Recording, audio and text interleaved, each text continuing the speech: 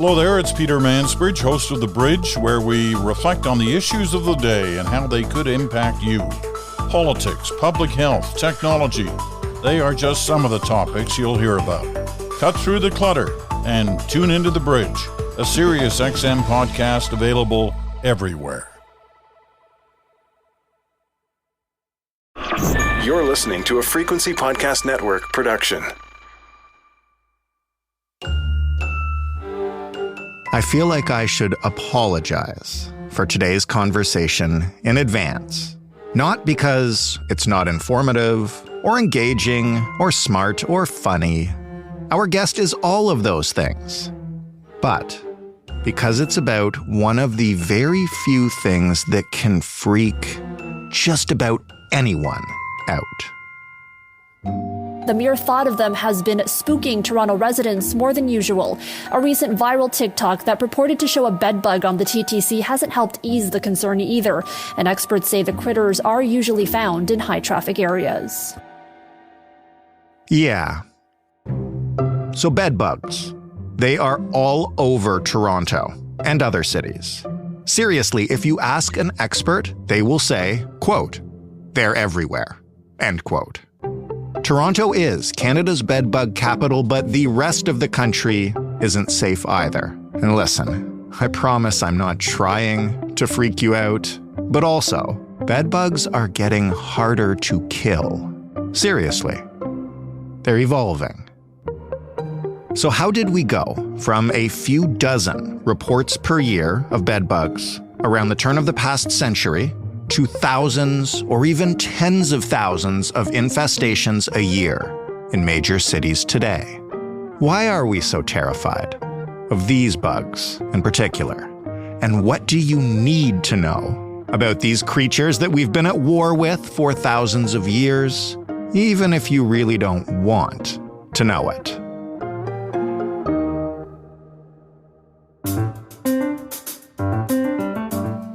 I'm Jordan Heath Rawlings. This is The Big Story, and yes, I'm sorry.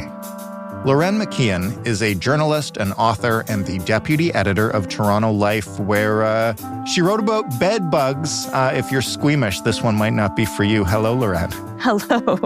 Why don't you start, because mistaken identity happens in this space, I gather. How should people recognize a bed bug if they think they've seen one in their house or famously while they're sitting on the TTC or something?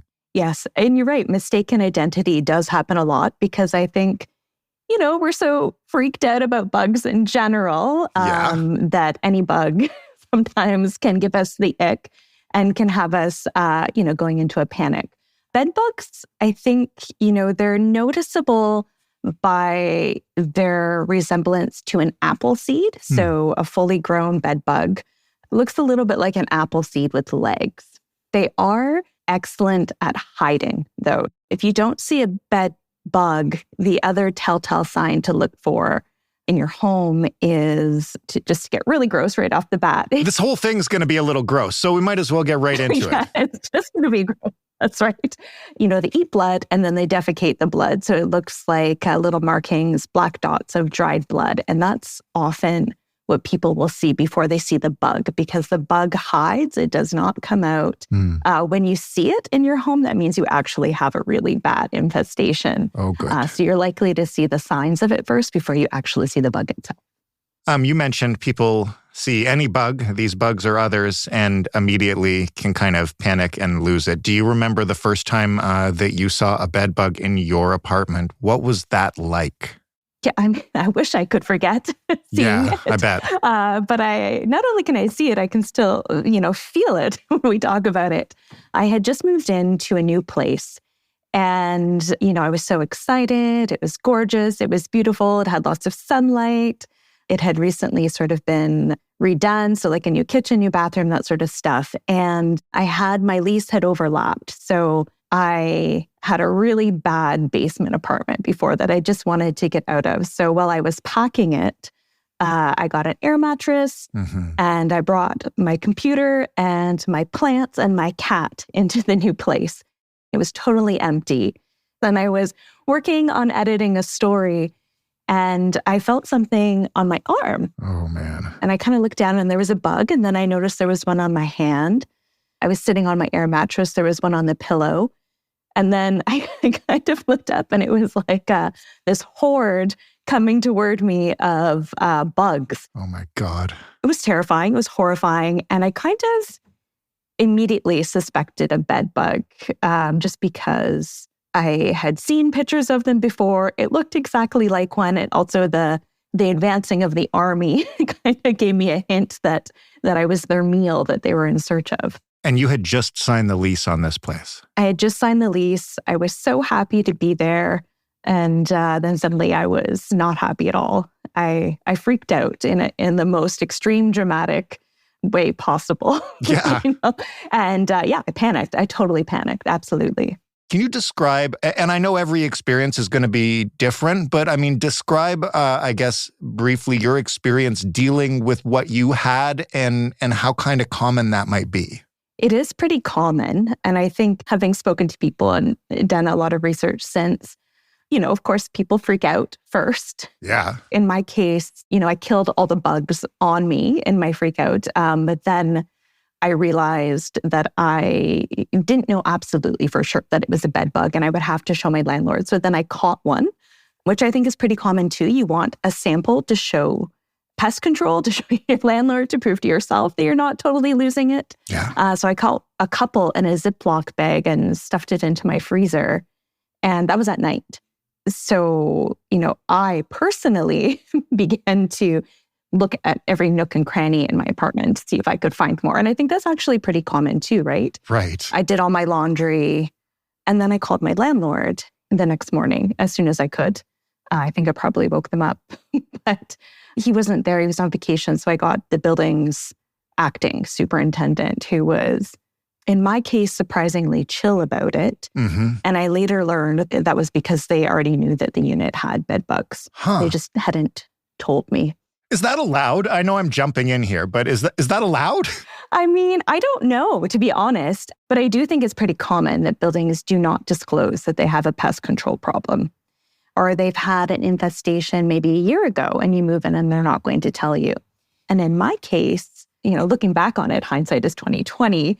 I feel kind of stupid about it now, but when I had gone to look at the unit, the superintendent was like, they're in the process of moving. It's really packed. You don't want to go in there. You can look at this other unit. And I was like, oh yeah, sure. I was so desperate to get out of my basement apartment into this nice, so I thought, building, that I was like, yeah, no problem. Right. But I learned later it was because they had a bed bug problem and they didn't want me going into the unit and seeing it. So, in my case, they were like, oh yeah, we'll get someone to look at it in the next day or so. And that just was not acceptable for me. And I decided to call my own pest control just because the thought of going back to sleep and knowing that I would become a feast again was too much for me to handle. We will come back to your experience and how it ended. But first, more generally, because your piece looks at the whole context of bed bugs, how long have we been at war with these critters, at least as far back as we can tell? Yeah, I was surprised to learn that the answer is literally for thousands and thousands of years. Archaeologists have found evidence at sites that date back more than 3,000 years. And we know also that the Roman Empire first spread them as a result of the shipping trade. Wow. So, it's almost as long as there have been humans and travel, there have been bed bugs that, come along for the ride that look for food. Mm-hmm. And people have always been freaked out about them too. It wasn't like, modern times, we just can't handle them. We get the ick about them. Back in the day, they were so used to it. No, people have always been freaked out about bed bugs. There's stories of, burning down entire buildings, of using very lethal methods that have killed people by accident just because people are so freaked out. They want them gone. They'll resort to anything, whether it's poison, fire.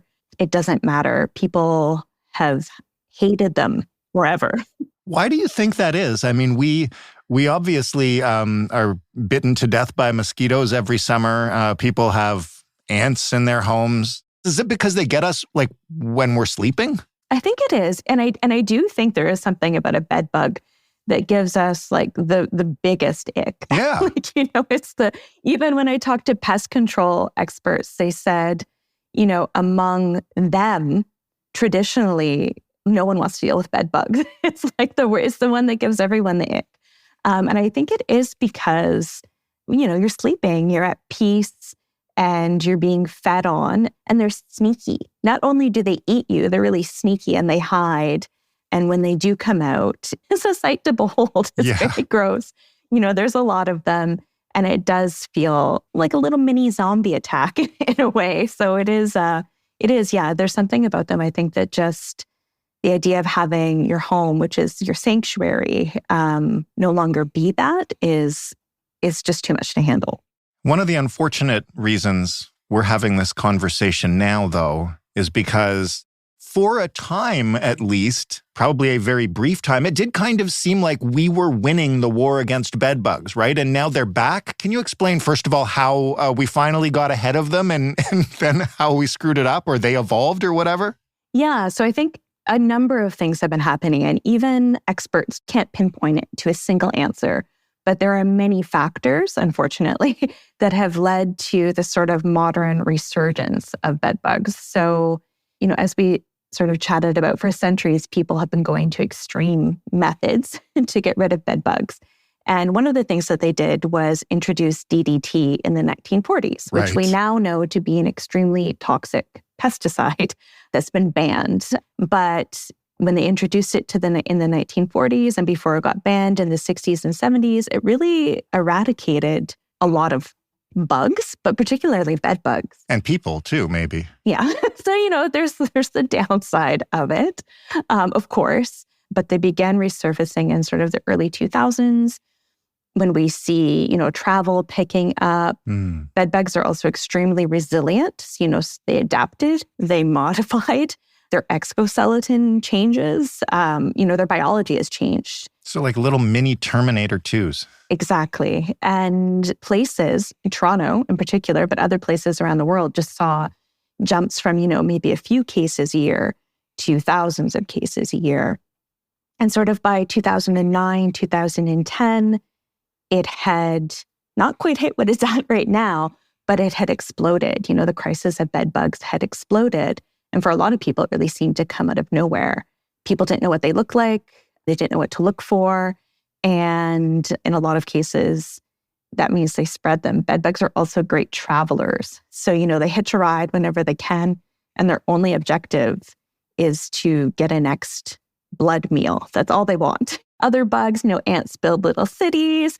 You can be fascinated even if you get the ick by other bugs. The only thing bed bugs want to do is eat us. Right. So they're everywhere, and they just, they're tiny, and they'll just hitch a ride in a backpack, on a pant leg, on a TTC seat, and a library book, whatever it might be. And they're spreading, and they're becoming extremely resilient. And that's sort of how we got to be where we are today. And even pesticides now, they're sort of evolving to be able to withstand those as well. So fun. Very fun. Yeah, very fun. But it is really interesting. And we are going to talk about how we're trying to stay ahead of them and they're trying to stay ahead of us and all of that. But first, sorry to everybody listening to this in the greater Toronto area, but apparently Toronto is Canada's bedbug capital. How do we know that? And how are other cities in Canada doing? Is this unique to us? Are we just slightly ahead of the pack? Yeah, it's a bit of an unfair characterization. I mean, it's true, but it's a bit unfair, because part of the reason why we're the bed buggiest city is just because we're the biggest and we experience the most travel and we have a housing crisis. One of the companies that I spoke to, Orkin Canada, who's the biggest pest control company in Canada, they keep track of all of their cases, and Toronto, far and above, has the most cases, even adjusting for population. So we just have a lot of cases. Right. But the reason for that, is people travel a lot here. We're big. And also, housing does really contribute to it, because a lot of people that are facing the crisis most head on are the people that are, in vulnerable places where maybe their landlords are not taking care of an infestation. They're not properly addressing it. And it just spreads and spreads and spreads. Hello there, it's Peter Mansbridge, host of The Bridge, where we reflect on the issues of the day and how they could impact you. Politics, public health, technology, they are just some of the topics you'll hear about. Cut through the clutter and tune into The Bridge, a Sirius XM podcast available everywhere.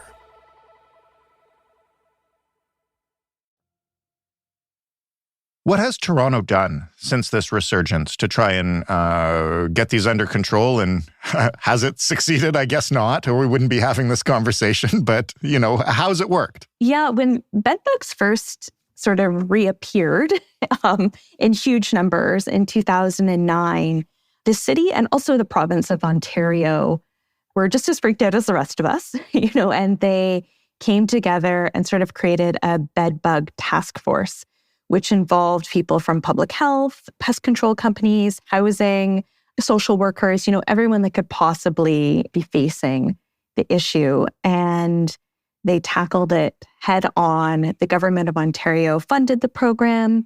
And, they increased prevention efforts, awareness efforts, funding to public housing to combat the problem. It's unlikely that it would have stopped the spread because bed bugs are just so good at what they do. But it might have slowed it down. It might have kept it more manageable. Right. But it was expensive. And Ontario eventually stopped funding the program only a few years in. And, essentially the city threw up its hands and said you're on your own.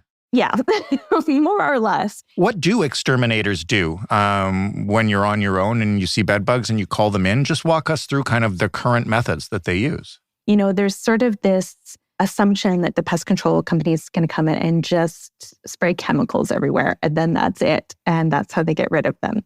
And that's what I wanted. I was like, when I called, I was like, give me the chemicals. I don't care. Yeah, give me the DDT. Get rid of them. It doesn't matter. People are desperate. But bedbugs are becoming increasingly resilient to them. So it's not just that we don't want to spray chemicals everywhere. It's also that it doesn't work just to spray chemicals everywhere. So a lot of what they do is chemicals, yes, but also steam treatment, so heat treatment. So at a very high temperature, bedbugs will be killed at all stages of life. So egg, adult, nymph, all of it. Mm-hmm. And then also decluttering. They have nothing to do with the cleanliness of your home.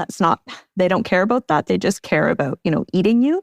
But decluttering can help because it gives them fewer places to hide. Right. And sometimes you need more than one treatment because the first one might get not all the bed bugs, not all the eggs, and they're out and they reproduce very quickly. In my case, I say lucky with a laugh because I don't really think having bed bugs was lucky. But I was lucky in the sense that I hadn't moved in all my furniture. So it was very easy for the pest control company to figure out where they were hiding. Right.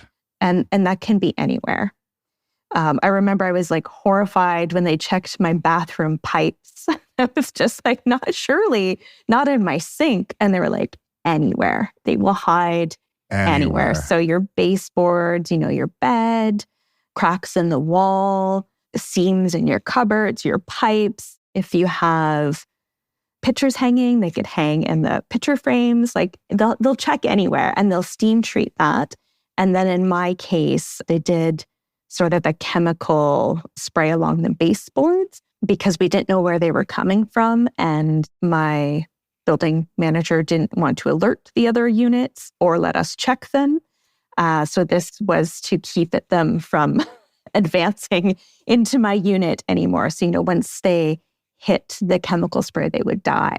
That came out of the baseboards and everything in search of me. But the protective coating spray worked and they didn't make it very far. So I was, sweeping up bed bugs every morning, monitoring my baseboards, jumping at every speck of lint. Sure. All of that. How much of that was complicated by the fact that you were in an apartment building? And how hard is it to get them out of a shared space like that where you need to go into multiple places? It's incredibly hard. And I think, most people cannot afford to pay for their own treatment if they're renting. It's expensive. It was about $1,000. And this was several years ago. I'm sure it's more expensive now. And I couldn't really afford it either, to be honest. I felt trapped. I had just signed my lease. I had nowhere else to go. And I was willing to go into a bit of debt to get rid of the bugs. But it's tricky because, when I spoke to my pest control, they were able to see that my place had been treated before. They saw residue, they saw the bugs. Right. They were able to tell that it had been treated. It just hadn't been treated. Maybe the building tried to treat it themselves. Maybe it was sort of a mom and pop shop situation. It wasn't well done, of course, because they were still there. Right. I argued for a long time with my building management and the building superintendent to post a notice to let the surrounding units know, because best practice treatment, of course, is to also treat surrounding units above, below, and beside, because, they're smart, they're sneaky, they're going to keep going. You might carry them with you and you go to your laundry room, if your building has a laundry room, all that sort of stuff. They said absolutely not. And in my case, I wanted to try and recoup some of the money that I had spent. I wanted them to reimburse me. And, it was very heavily implied that if I started going around telling people that there were bed bugs in the building, that I was not going to get that money back. Right. I moved out of the building as soon as I could, but I was lucky they didn't come back into my unit. Do I think they were probably elsewhere in the building? Absolutely. It seems very unlikely that it was just the previous tenant in my unit that had them. And certainly, I spoke to many other people for the story where they sort of describe, if they have bad landlords, bad building management, it's like a wave in their building. They'll get it and maybe they'll treat their unit, but they won't treat the surrounding ones. And then in a few months, they'll hear someone 3 floors above them has bed bugs now. And then maybe they'll treat that unit.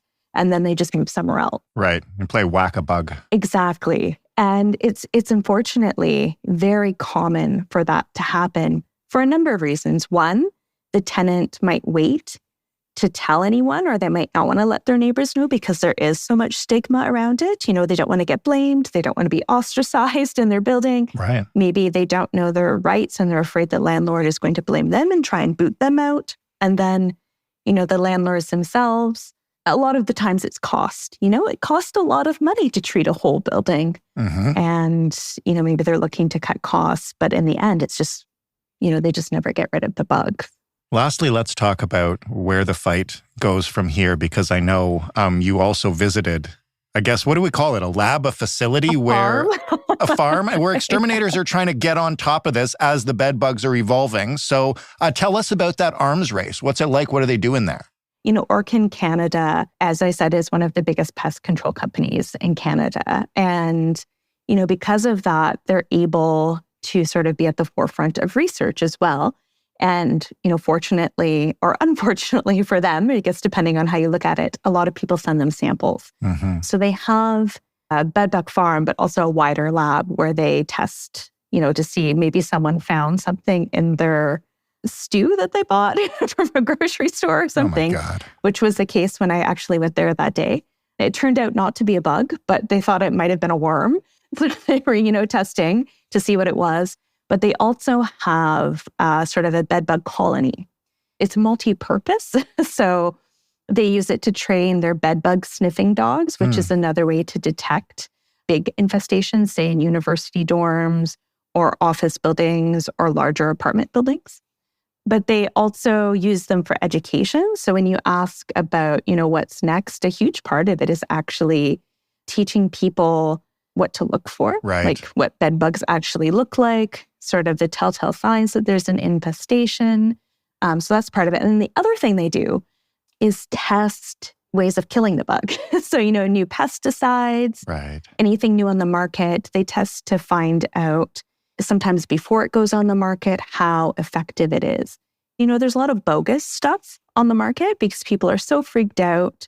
They're willing to try anything, whether it's like an essential oil or, maybe an over-the-counter spray that actually isn't high enough concentration of chemicals. And then they test new products as well. And one of the new products that they're testing is called Apprehend. It's a biopesticide that's composed of like fungal spores. And it basically colonizes the insides of the bed bug and then kills it. Huh. So, stuff like that gives me hope that, we are developing maybe just as fast as the bed bugs, or, we're keeping up. Last thing, and I don't imagine there are many people still listening who don't know if they have bed bugs by now after this discussion, but is there a checklist you can give people? Let's say someone comes home or you wake up in the morning and you see one of these bugs and you look at it and it's like we discussed, it looks like a bed bug, like an apple seed. What do you do then? I was going to say, freak out. No. Run! Run. What you do, if you see something like a bed bug itself, or if you see maybe, black dotting on your mattress or on your baseboards, I think the first thing to do is just to call a pest control company. Right. There are some things that you can do on your own. And, certainly after this article came out, we heard from a few people that were able to eradicate it on their own. But that would not be a risk game that I would want to play. I don't like those odds. And, the reason for that is that they do hide everywhere. You might not see them. Mm-hmm. And, you might steam clean yourself. I know I certainly did, but a lot of at-home steamers don't reach the temperatures high enough to kill them.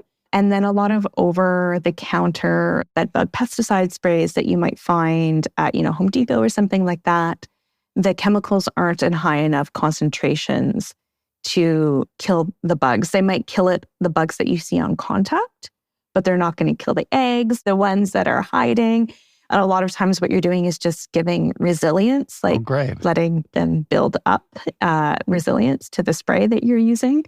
So I think the best thing to do is call a pest control company. Other things that you can do, to help are to, clear everything away from your baseboard so that they can inspect it easily to see if you just maybe brought one home from somewhere, but they haven't infested yet, or if there is an infestation that you can't see. Right.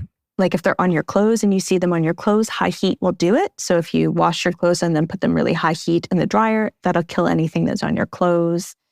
But I would put the effort into preventing. And then once you have an infestation, it's just time to call the experts. They can just look like they're gone and then come back for months and months and months. And I think the battle is not one that you want to have. Lauren, thank you so much for this. It was a fascinating, icky, and funny discussion, but I appreciate you sharing it with us. I'm sure a lot of people didn't make it to the end, but if they did, it was really useful. I understand if they didn't. Thank you for having me. Lauren McKeon, Deputy Editor of Toronto Life, thoroughly nice person, thoroughly creepy interview. Thank you, Lauren. That was The Big Story. For more from us, of course, you can head to thebigstorypodcast.ca. You can also send us any piece of feedback you have, an episode suggestion, something we might have missed, something you just want to say thanks for. Speaking of thanks, I am thankful for being out of here for the next week on a well-deserved vacation. Your guest host in my absence will be the amazing Melissa Duggan, a reporter from City News. You can find The Big Story in every single podcast player, and of course, you can ask for it on your smart speaker by telling it to play The Big Story podcast, which I suppose is telling more than asking. But the message still stands. Thanks for listening. I'm Jordan Heath Rawlings. I'll be back on March 11th.